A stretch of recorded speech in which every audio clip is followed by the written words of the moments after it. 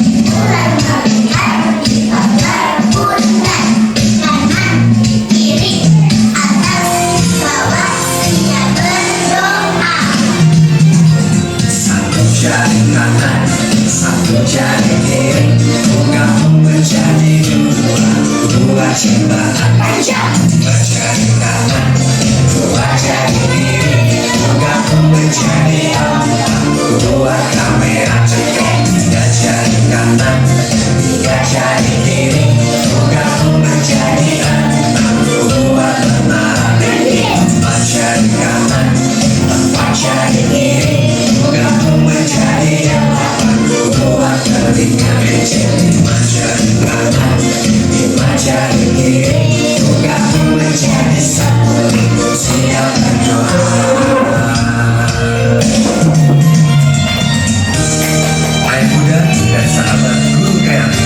bisa. Semangat belajar ya. Pembelajaran. Apa tujuan pembelajaran kita hari ini? Apa yang harus kita pelajari hari ini? Dan apa yang harus kita bawa pulang tentang pelajaran kita? Yang pertama tujuan pembelajaran ekonomi.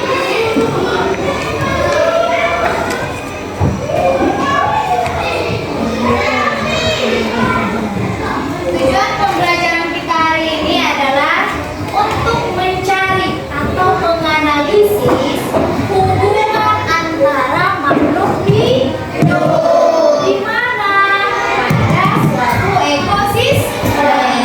Jadi untuk mencari atau mengetahui hubungan antara makhluk hidup itu, makanya lah kita akan melihat video pembelajaran ini agar antum paham. Apa yang harus tujuannya, Nomi? Tujuannya apa, Skyla? Apa tujuan kita belajar hari ini?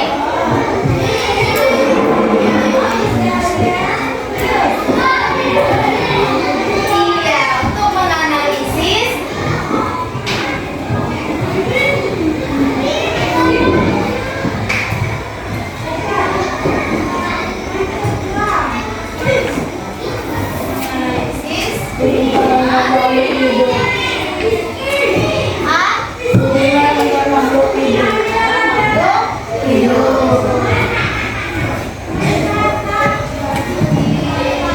di mana?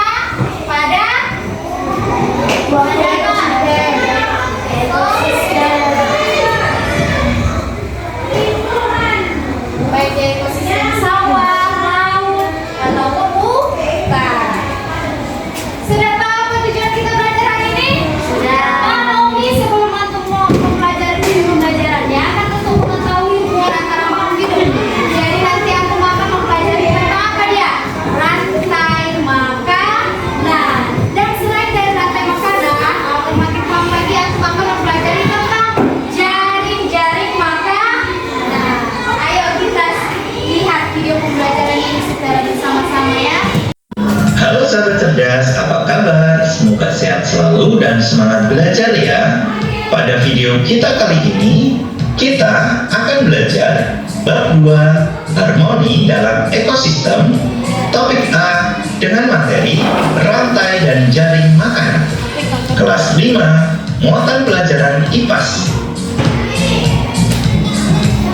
Yang pertama, rantai makanan.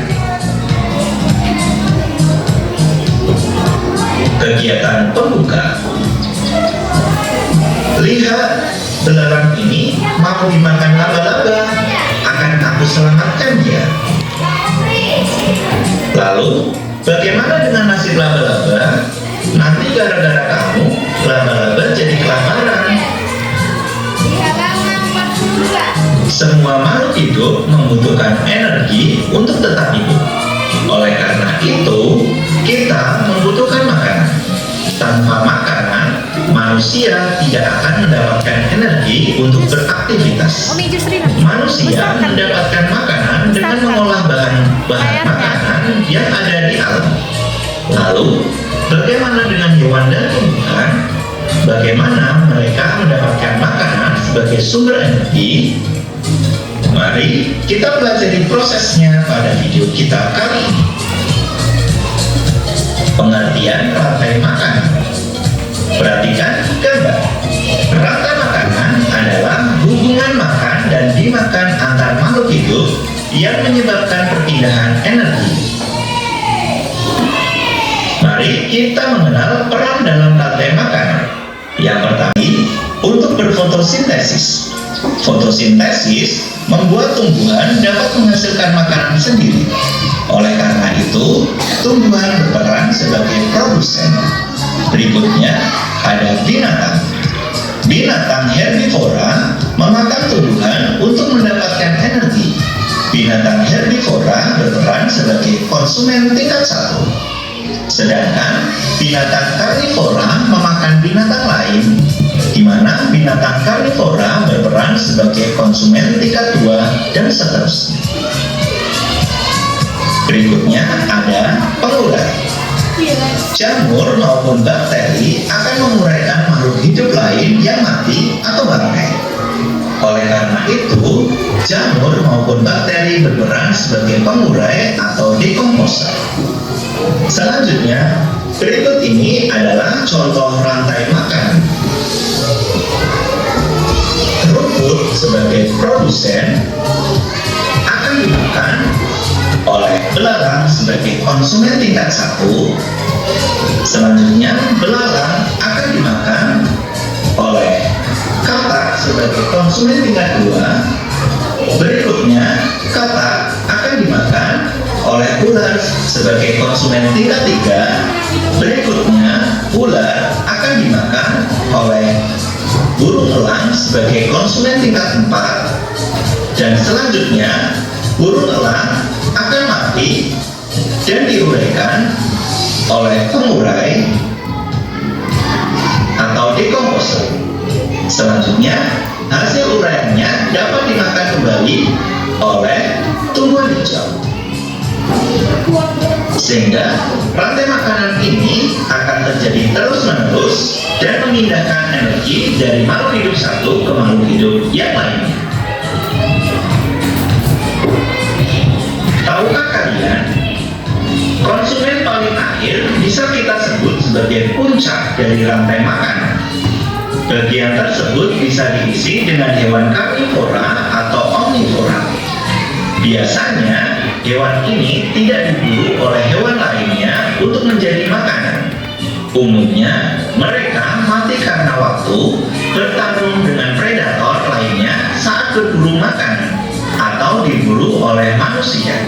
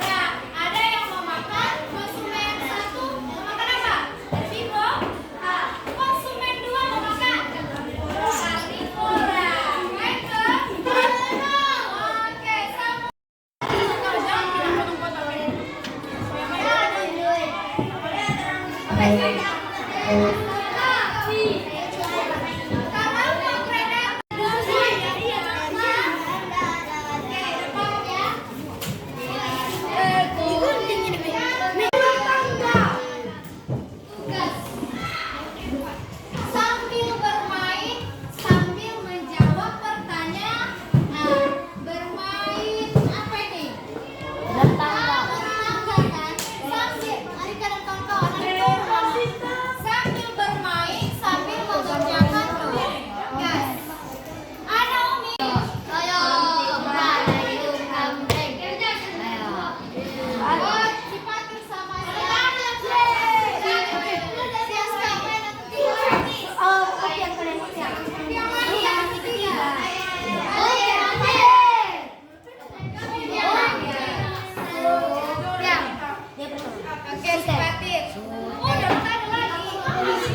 Duduk yang bagus Umar.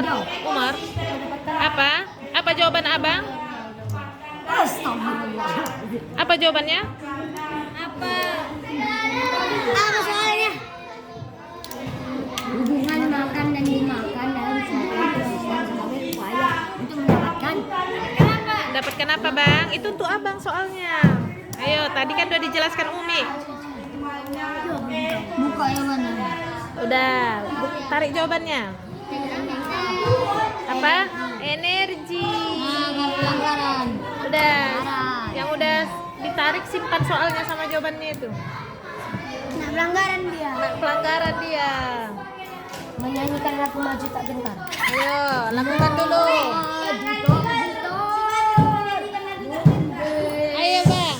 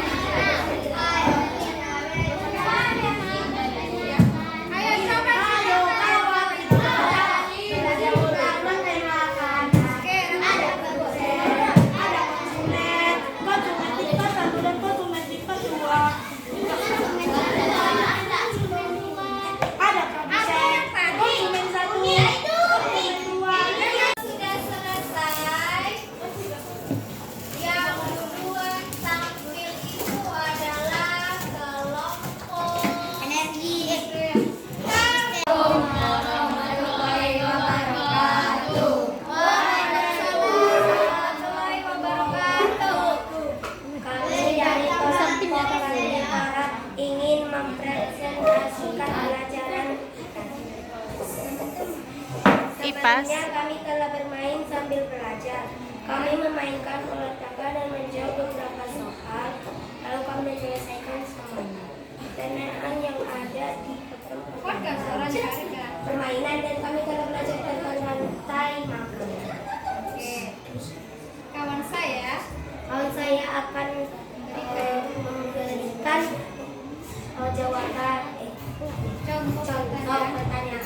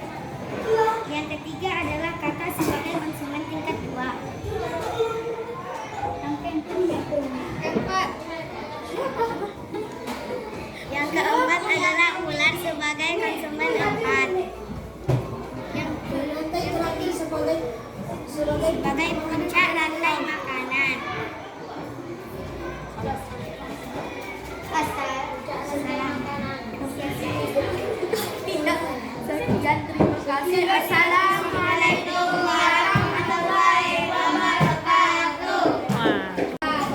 Sudah menghasilkan produknya masing-masing. Ada yang menghasilkan apa, Umi? Bermain? Menantang? Enggak. Ada yang menghasilkan sebuah lagu. Ada satu lagi yang menghasilkan apa? Sesuatu kan? Ya, tentang ekosistem. Jadi, bagaimana menurut antum pelajaran untuk hari ini? Menyenangkan atau tidak? Ini salah satu kata dari belakang. Mantap, Umi. Jadi, kalau antum mau senang dengan pelajaran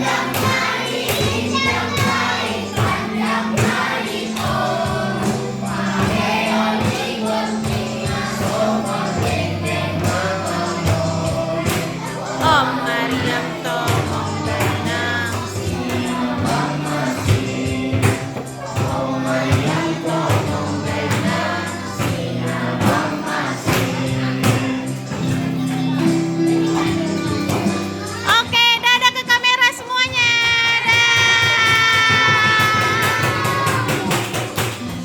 Selamat pagi, bagaimana perasaan Umi setelah mengajar hari ini, Umi? Selamat pagi Umi.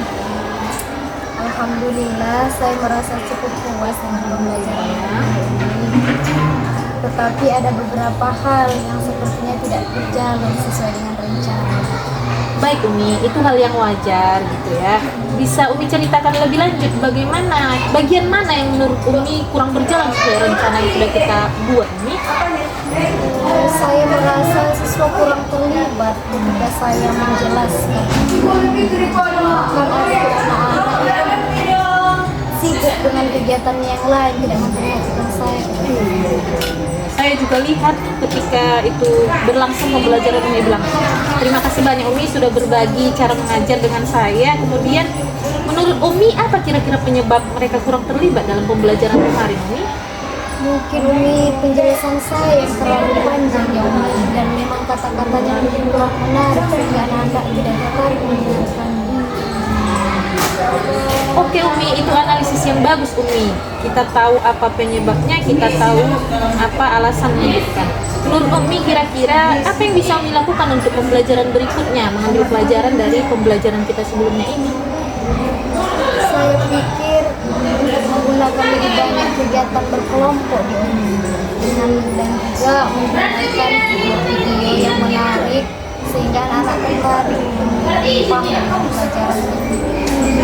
Itu ide yang sangat baik Umi. Jadi ada berencana, jadi Umi berencana menambahkan aktivitas kelompok seperti alat bantu visual, nonton video lebih banyak gitu kan. Kemudian bagaimana langkah Umi dalam mempersiapkan itu? Dengan menyusun Lembar? Iya, dengan menyusun lembar kerja yang dengan menyusun lembar kerjanya, menggunakan aktivitas kelompoknya dan menyiapkan media-media Umi.